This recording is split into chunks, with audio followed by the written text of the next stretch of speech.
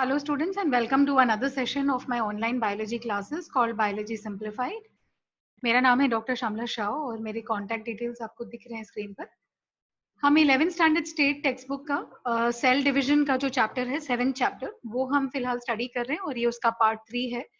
Okay students, आपको पिछले जितने भी चैप्टर्स हैं वो मेरे चैनल में आपको मिल जाएंगे। सो जो अभी अभी स्टार्ट किए हैं देखना, ओके प्लीज मेरे चैनल को लाइक शेयर एंड सब्सक्राइब जरूर कीजिएगा।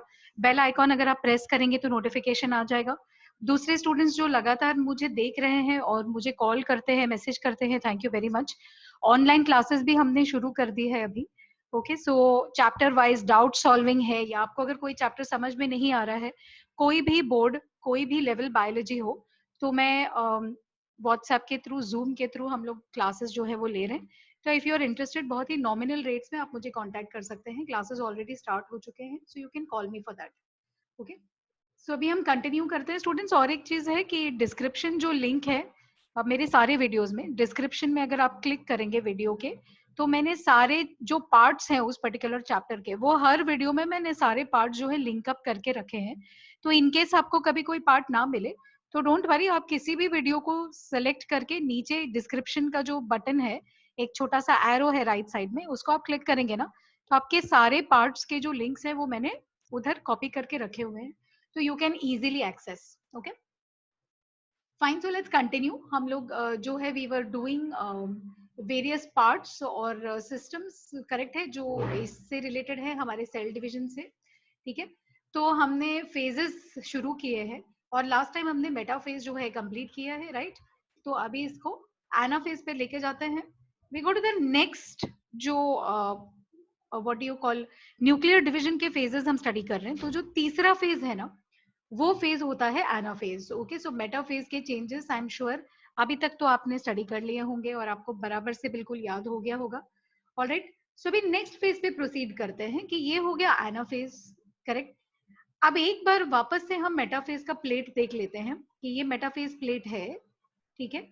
और मैंने क्या कहा था कि जो सिस्टर क्रोमोसोम्स है, क्रोमैटिड्स हैं, करेक्ट, जो डुप्लीकेटेड डीएनए है, वो एक लाइन में आके खड़ा हो जाता है। और ये देखिए स्पिंडल फाइबर जो है, जो ये आपके अपैरेटस से निकल रहा है, सेंट्रियोलर सेंट्रीजोमल अपैरेटस से, इसके कुछ कुछ फाइबर्स जो है ना, ये क्रोमोसोम के सेंट्रोमेरिक रीजन के एक स्पेशल स्पेस है जिसको हम बोलते हैं काइनेटोकोर। ओके उस काइनेटोकोर पे ये अटैच हो चुका है। देखिए इसको थोड़ा मैं एनलार्ज करके आपको बता देती हूँ। ओके सी, ये जो फाइबर है ये बिल्कुल अटैच हो गया है क्रोमोसोम पे, ये अटैच हो गया है क्रोमोसोम पे, हर क्रोमोसोम पे, रादर उसके सेंट्रोमेर के काइनेटोकोर हिस्से में, kinetochore KINETOCHORE, okay, kinetochore reason पे ये स्पिंडल फाइबर जाके अटैच हो चुका है। अब इतना जो फेज है ये मेटाफेज में कंप्लीट हो गया।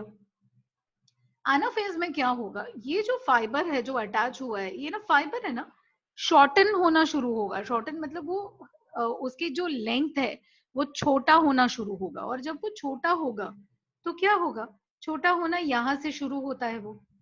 तो जब छोटा होगा तो क्या होगा, ये फाइबर यहाँ पे वापस अटैच करने के लिए जब ट्राई करेगा तो ये इसके ऊपर खींचेगा ना।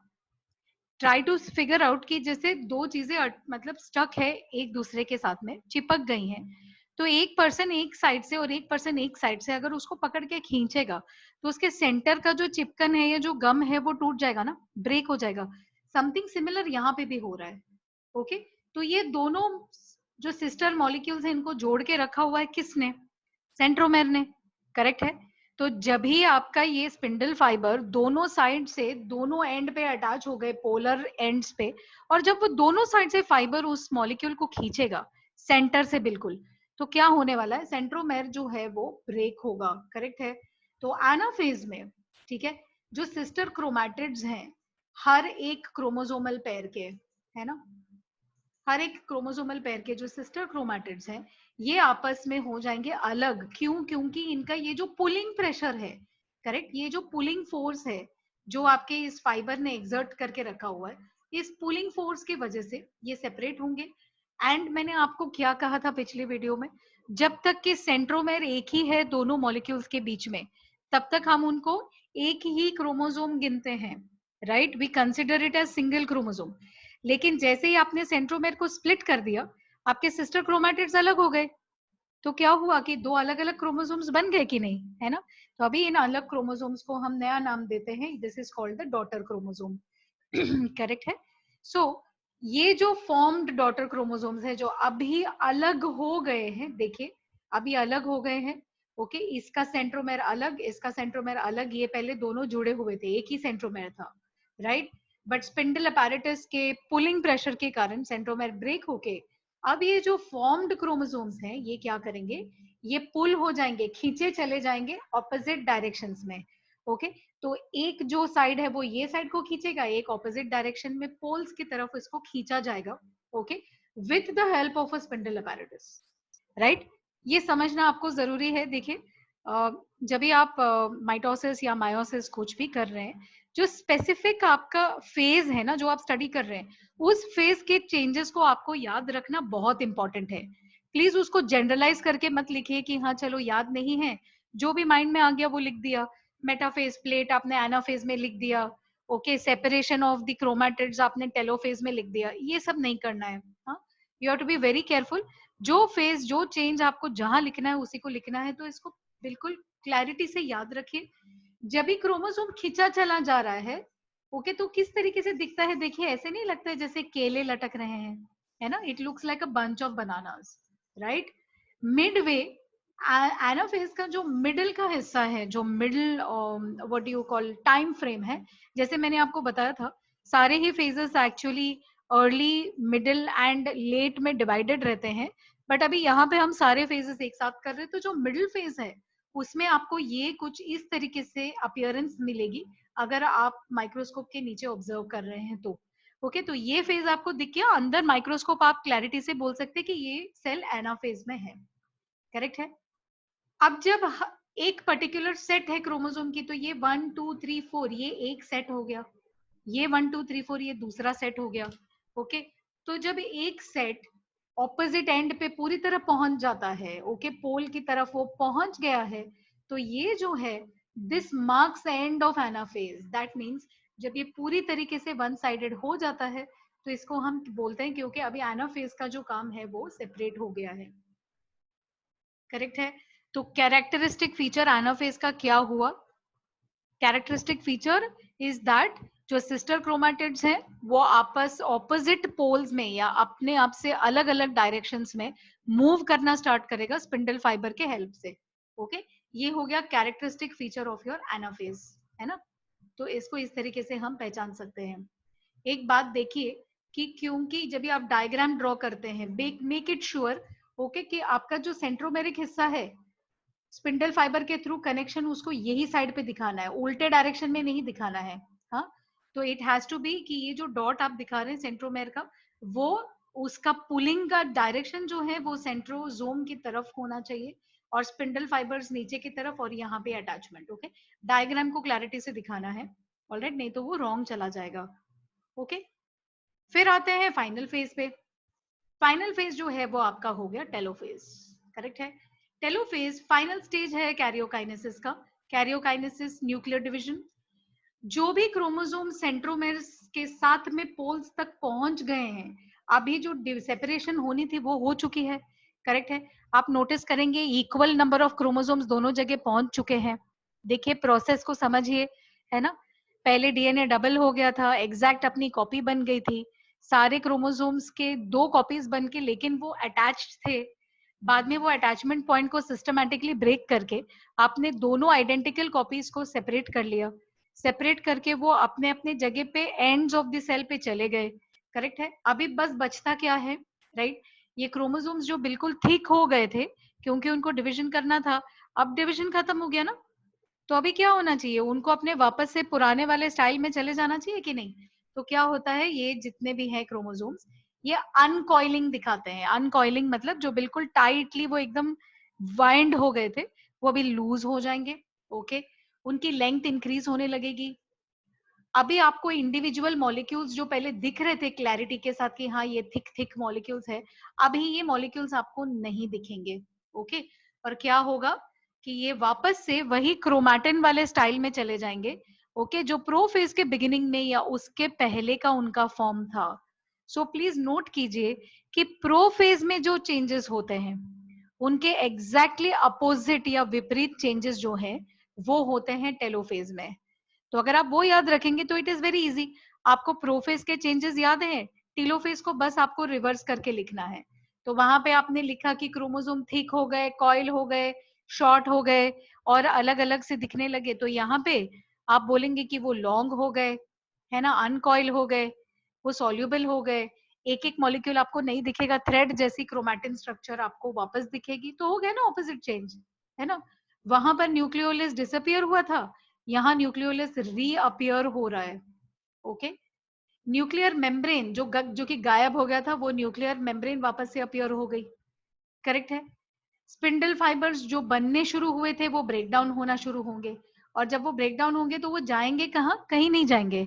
स्पिंडल फाइबर्स प्रोटीन से बनते हैं, वो प्रोटीन ब्रेक डाउन हो जाएगा अमाइनो एसिड्स में, अमाइनो एसिड साइटोप्लाज्म में घुल जाएगा और वो वैसे ही उधर ही उनका स्टोरेज किया जाएगा। जैसे ही ये सेल वापस से डिवाइड करना चाहेगा, अगेन वो स्पिंडल फाइबर बन जाएगा, है ना। तो देखिए कितना ब्यूटीफुल सिस्टम है कि सेल सारी चीजों को बनाता है, बिगाड़ता है, स्टोरेज करता है, वही चीजों को बार बार रिसाइकल, रीयूज, उसी अमाइनो एसिड को सॉफ्ट प्रोटीन बनाने के लिए भी यूज करता है, ओके, हार्ड ऐसे स्पिंडल फाइबर बनाने के लिए भी यूज करता है। So it is very amazing system, okay, जो सेल में हमें देखने मिलता है। तो स्पिंडल फाइबर जो है ब्रेक डाउन होगा और जो अमाइनो एसिड्स हैं वो हो जाते हैं अब्सॉर्ब साइटोप्लाज्म के अंदर। करेक्ट है। At the end please note कीजिए ये चीज कि अभी तक सेल डिवाइड नहीं हुआ है। क्या डिवाइड हुआ है? ओनली न्यूक्लियस अभी तक डिवाइड हुआ है। तो देखिए जब डायग्राम बनाई जाएगी तो बाहर का जो साइटोप्लाज्म है इसको अभी भी कंटिन्यूअस एक ही सेल का दिखाया जाएगा, ये अभी भी एक ही सेल है।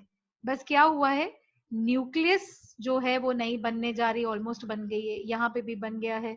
Same to same set of identical chromosomes आपको दोनों जगह पे दिखेंगे, है ना। ये जो है ये भी यहाँ पे एक करके डिस्ट्रीब्यूट हो जाता है। धीरे धीरे करके ये स्पिंडल फाइबर्स खत्म हो जाएंगे, ये स्पिंडल फाइबर्स खत्म हो जाएंगे। ओके, और अभी क्या बचेगा? कैरियोकाइनेसिस। इस स्टेज पे हम बोलते हैं कंप्लीट हो गया है। करेक्ट है। तो माइटोसिस हमने पहले जरा फास्ट रिवाइज करते हैं कि माइटोसिस 2 फेजेस में होता है ना। पहले न्यूक्लियस डिवीजन होता है, फिर साइटोप्लाज्म या सेल खुद अपने आप को डिवाइड करता है। तो जब न्यूक्लियर डिवीजन हो गया है, ओके, तो न्यूक्लियर डिवीजन को हम बोलते हैं karyokinesis. Karyokinesis, prophase, metaphase, anaphase and telophase के बाद में आपको एक ही सेल के अंदर 2 क्लियर न्यूक्लियस दिखने चाहिए, जिसके अंदर equally distributed set of chromosomes होंगे, एक न्यूक्लियोलस होगा, न्यूक्लियर मेम्ब्रेन कंप्लीटली बनी होगी। ओके, लेकिन साइटोप्लाज्म अभी तक डिवाइड नहीं हुई है। इस फेज को हम बोलते हैं टेलोफेज इज कंप्लीटेड। करेक्ट है। अब ये पार्ट जरा देख लेते हैं। Okay, NEET point of view से ये इंपॉर्टेंट है। जब डॉटर क्रोमोसोम्स जो हैं खींचे चले जाते हैं दोनों साइड पे, करेक्ट है। तो ये मैंने आपको पहले ही बताया था कि स्पिंडल फाइबर्स जो हैं, जो ये फाइबर्स हैं जिनको हम दिखाते हैं, मैं 1 मिनट के लिए जरा ऊपर स्क्रॉल करके आपको वापस फाइबर्स बता देती हूँ। ये फाइबर्स हैं, है ना। इनको ये जो फाइबर्स है ब्लैक ब्लैक कलर के ये जो है दिख रहे हैं, these are known as fibres. ये फाइबर्स हैं। तो अगर आप डायग्राम को गौर से देखेंगे ना तो आपको दिखेगी कि कुछ जो फाइबर्स है बहुत सारे तरीकों के फाइबर्स है। कुछ फाइबर ऐसा है जो सिर्फ एक एंड से दूसरे एंड तक भागता है लेकिन क्रोमोसोम को टच नहीं करता। कुछ फाइबर ऐसा है जो सेंट्रोसोम से ओनली बाहर की तरफ, मतलब सेल मेम्ब्रेन की तरफ जाते हैं। छोटे छोटे फाइबर्स है, बिल्कुल सन के, सूर्य की किरण जैसे दिखते हैं, छोटे छोटे, वेरी शॉर्ट। ओके, फिर कुछ फाइबर्स ऐसे हैं, ओके, जो एक एंड से, एक सेंट्रोजोम से एक सेंट्रोमेर के वन पर्टिकुलर साइड पे आके अटैच होते हैं। तो इस फाइबर को, ये जो स्पिंडल फाइबर है जो सेंट्रियोल और सेंट्रोमेर के बीच में आता है, वो जिस रीजन पे इस फाइबर को हम काइनेटोकोर फाइबर बोलते हैं। याद है मैंने आपको क्या बताया था कि ये फाइबर सेंट्रोमेर में एक स्पेशल हिस्से में जाके कनेक्ट होता है। वो स्पेशल हिस्से का नाम होता है काइनेटोकोर, ओनली काइनेटोकोर। और इस फाइबर को जो वहां कनेक्ट होता है उसको हम बोलते हैं काइनेटोकोर फाइबर। ओके, अब ये जो फाइबर्स हैं ये स्पेशल फाइबर्स हैं, ये धीरे धीरे शॉर्टन होते हैं, कॉन्ट्रैक्ट होते हैं। करेक्ट है। और ये कॉन्ट्रैक्ट होने की वजह से जो आपके डॉट मतलब जो दो क्रोमैटिड्स है वो आपस में खींचना शुरू हो जाते हैं ऑन बोथ साइड्स, ठीक है। और कुछ फाइबर्स ऐसे हैं जो okay between the two centrioles present हैं, इनको हम पोलर फाइबर बोलते हैं। ये फाइबर्स लंबे होते हैं, शॉर्ट नहीं होते हैं। तो एक फाइबर जो शॉर्ट हो रहा है वो खींच रहा है, जो लंबा हो रहा है वो धक्का दे रहा है। तो दो तरीके के फोर्सेस हैं जो आपके सिस्टर क्रोमैटिड को सेपरेट करते हैं। एक पुलिंग फोर्स है जो कॉन्ट्रैक्शन ऑफ फाइबर की वजह से होता है, एक पुशिंग फोर्स है जो इलोंगेशन या फाइबर के लंबे होने की वजह से होता है। करेक्ट है। ये दो फोर्सेस की मदद से आप दोनों सिस्टर क्रोमैटिड्स को आपस में सेपरेट करके उनको दो अलग अलग जगह पे पुश करते हैं, दो पोल्स की तरफ। करेक्ट ना? Okay fine. सो ये कॉन्सेप्ट आई होप आपको अंडरस्टैंड हो गई है। अभी हम आगे बढ़ते हैं, ठीक है। तो हमने आईसेट की कैरियोकाइनेसिस हम कंप्लीट कर चुके हैं, लेकिन सेल अभी भी डिवाइड नहीं हुआ है, सेल अभी भी सिंगल एक ही सेल है, राइट। तो ये जो डिविजन है, जो अभी साइटोप्लाज्म खुद डिवाइड होगा और आपको दो कंप्लीट सेल भी मिलेंगे। न्यूक्लियस तो मिल ही गए, डॉटर न्यूक्लियस, अभी आपको डॉटर सेल भी मिलेगा। ये process is called as cytokinesis, जहां पे साइटोप्लाज्म डिवाइड होता है। ओके ये शुरू कैसे होता है? ये डिवीजन शुरू होता है, सेल मेम्ब्रेन जो है वो एक जगह पे अंदर की तरफ पुश होने लगता है और इसको बोलते हैं कंस्ट्रिक्शन। अब यहाँ पे देखते हैं, सी ये जो ऐसे पुश हो गया है ना सेंटर से, जैसे किसी ने पिंच कर दिया है उसको, है ना, दबा दिया है। इस दबाने वाले फॉर्म से ये जो ऐसे एक ऐसा शेप बन जाता है ना, वी शेप का या यू शेप का, ये शेप को हमने नाम दे दिया है कंस्ट्रिक्शन। ओके तो डिवीजन शुरू होती है कंस्ट्रिक्शन के साथ। ये कंस्ट्रिक्शन धीरे धीरे धीरे धीरे और ज्यादा गहरा होता चला जाता है, डीपन होता है। अल्टीमेटली ये सेंटर में बिल्कुल ज्वाइन हो जाएगा। ओके जैसे आपने कोई आटे का गोला ले लिया है और उसको सेंटर से आपने पिंच कर लिया है, दोनों उंगलियों को ऐसे दबा दिया है, तो धीरे धीरे वो आटा नीचे नीचे नीचे जाके सडनली दो अलग गोले हो जाएंगे, राइट। सेम थिंग कुछ ऐसा ही होता है यहाँ पर। ओके ज्वाइन होके वो दोनों सेल को डिवाइड कर देता है। ये जो प्रोसेस है ना डिवीजन का, okay the process of cytoplasmic division, okay perpendicular होता है स्पिंडल फाइबर को। So what does this mean? ये वापस यहाँ पे आ जाते हैं। अगर आप स्पिंडल फाइबर को मैनेज करो कि ये ऐसे ऐसे ऐसे दौड़ रहे हैं ना फाइबर्स, लेफ्ट टू राइट या राइट टू लेफ्ट, करेक्ट है। जब साइटोप्लाज्म डिवीजन होगा तो डिवीजन का प्लेन कुछ ऐसा होगा, जैसे आपका डिवीजन इधर से कोई चाकू है या नाइफ है जो यहाँ से कट कर रही है, तो स्पिंडल फाइबर का डायरेक्शन हो गया ऐसे लंबा, ओके और जो कंस्ट्रिक्शन का डायरेक्शन है वो हो गया ऐसे। तो ये एक दूसरे को परपेंडिकुलर हो गए ना, है ना। तो साइटोप्लाज्मिक डिवीजन का प्लेन हमेशा okay plane of spindle fibre से परपेंडिकुलर होता है, राइट एंगल्स पे होगा वो, हाँ राइट एंगल बन जाएगा वहां पर। ओके ये जो मैकेनिज्म है परपेंडिकुलर डिवीजन वाली, ये कैरेक्टरिस्टिक है किसकी? एनिमल सेल्स की। करेक्ट है, it is characteristic of animal cells. लेकिन प्लांट सेल में साइटोप्लाज्म इतनी आसानी से ब्रेक नहीं हो सकता है। क्यों? क्योंकि प्लांट सेल के आजू बाजू में एक बहुत ही हार्ड सेल वॉल है ना।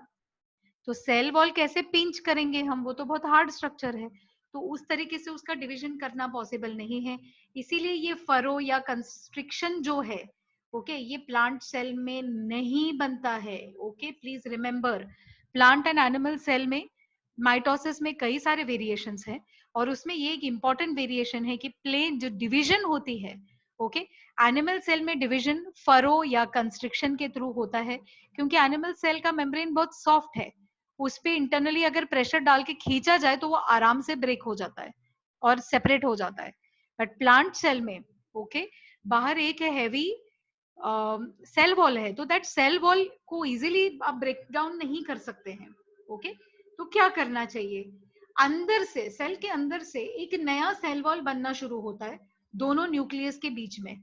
जैसे आपके पास एक रूम है, आपको उसके दो हिस्से करने, क्या करेंगे आप? सेंटर में एक दीवार या पार्टीशन डाल देंगे ना, वही चीज सेल करता है।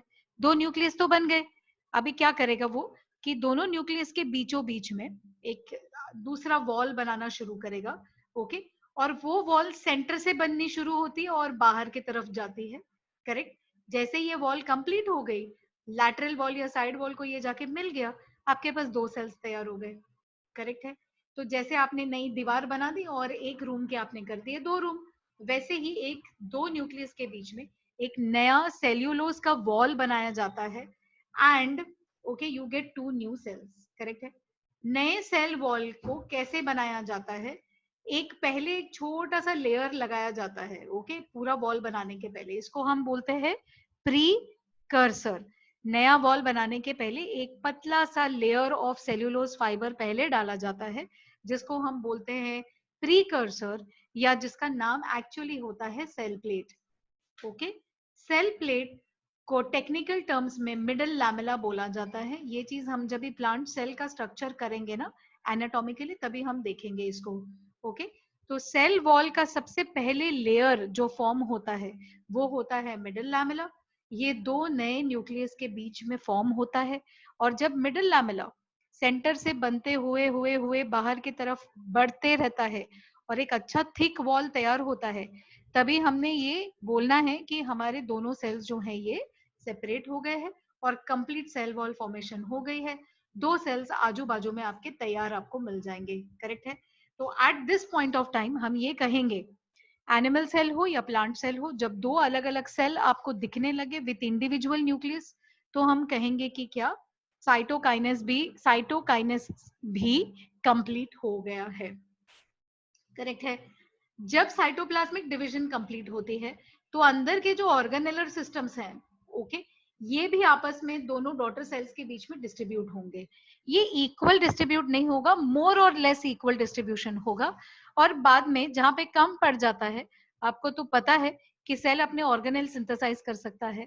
माइटोकॉन्ड्रिया और प्लास्टिड जो है, इनके अंदर खुद के डीएनए है, तो ये खुद ही मल्टीप्लाई होके सफिशिएंट क्वांटिटी जो है वो बना लेते हैं, करेक्ट है। तो ये सारी प्रोसेस जब कंप्लीट हो जाती है तभी हम कहते हैं कि माइटोटिक प्रोसेस ट्रूली कंप्लीट हो गई है, करेक्ट है। So we have finished with the mitosis system. Okay, significance जो है उसका और नेक्स्ट हम नेक्स्ट सेशन में देखेंगे। Okay, don't forget to subscribe to the video students, please subscribe कीजिए। डिस्क्रिप्शन में आप क्लिक करेंगे तो आपके सारे पार्ट्स आपको मिल जाएंगे। तो कुछ स्टूडेंट्स ने मुझे बोला था उनको पार्ट्स नहीं मिलते हैं, तो मैंने वो भी कर दिया है। एंड यस, मैं ऑनलाइन क्लासेस भी लेती हूँ, doubt solving chapter by chapter, hour by hour. मेरे पास बहुत सारे स्टूडेंट्स हैं जिन्होंने ज्वाइन किया हुआ है, तो आप मुझे व्हाट्सएप पे कांटेक्ट कीजिए और हम लोग जरूर कुछ ना कुछ सोल्यूशन निकालेंगे। Alright, so please do continue to watch and subscribe, and please comment अगर आपको कुछ भी स्पेशल कंटेंट चाहिए तो। Thank you and keep studying.